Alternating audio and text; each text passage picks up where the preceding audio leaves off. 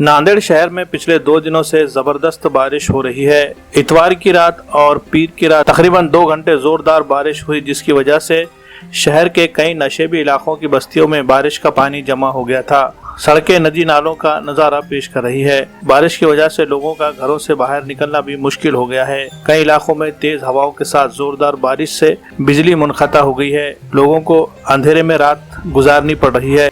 आप जो देख रहे हैं ये तस्वीरें इंदिरा गांधी डीएड कॉलेज ईदगाह रोड दबक पुल के पास की ये तस्वीरें हैं। इस तरह से यहाँ बारिश का सारा पानी सड़क पर आ गया है और लोगों को आने जाने में शदीद मुश्किलात पेश आ रही है।